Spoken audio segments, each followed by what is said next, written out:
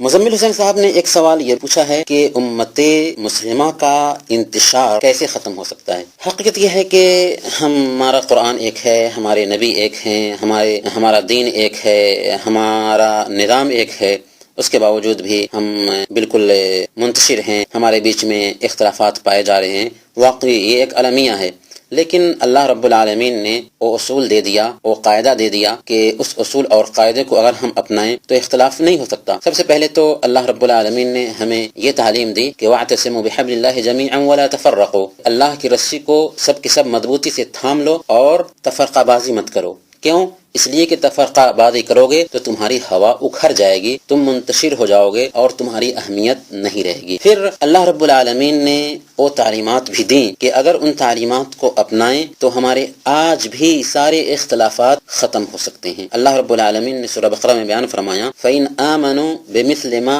آمَنْتُمْ بِهِ فَقَدِ اهْتَدَوْا وَإِنْ تَوَلَّوْا فَإِنَّمَا هُمْ فِي شَقَاقٍ، اگر یہ ایمان لاتے ہیں ویسے ہی جیسے تم ایمان لائے ہو۔ صحابہ کرام کو خطاب کرتے ہوئے کہا گیا کہ اگر معیار صحابہ کرام کو بنا لیا جائے فَإِنْ آمَنُوا بِمِثْلِ مَا آمَنْتُمْ بِهِ فَقَدِ اهْتَدَوْا، اگر یہ ویسے ہی ایمان لائے جیسے تم ایمان لائے ہو تو یہ ہدایت یاب رہیں گے۔ وَإِنْ تَوَلَّوْا فَإِنَّمَا هُمْ فِي شَقَاقٍ، اور اگر یہ اعراض کرتے ہیں تو اختلاف میں رہیں گے، تفرقہ بازی میں رہیں گے، جماعت بازی میں رہیں گے، گروہ بندی میں رہیں گے۔ بات واضح ہے، آج ہر آدمی یہ سوچتا ہے کہ میں قرآن اور حدیث کو مانتا ہوں، ہر جماعت یہ سوچتی ہے کہ میرا عمل قرآن اور حدیث کے مطابق ہے، پھر بھی اختلاف پایا جا رہا ہے۔ اس کو کیسے پاٹا جائے گا؟ اللہ رب العالمین نے اس کے اندر یہ اصول بتا دیا ہے کہ پاٹنے کا طریقہ یہ ہے کہ قرآن اور حدیث کو ویسے ہی سمجھا جائے جیسے اللہ رب العالمین نے اپنے پیارے حبیب کو سمجھایا تھا اور جیسے اللہ کے رسول صلی اللہ علیہ وسلم نے صحابہ کرام کو سمجھایا تھا۔ تو صحابہ کرام کی سمجھ کے مطابق اگر قرآن کو اور حدیث کو ہم سمجھنے لگیں تو ہمارے سارے اختلافات ختم ہو جائیں گے۔ آپ غور کیجئے کہ اللہ کے رسول صلی اللہ علیہ وسلم کے زمانے میں کس طرح کی پارٹی بازی نہیں تھی، سارے صحابہ ایک منہج کو اپنائے ہوئے تھے، ایک قرآن تھا، ایک طریقہ تھا،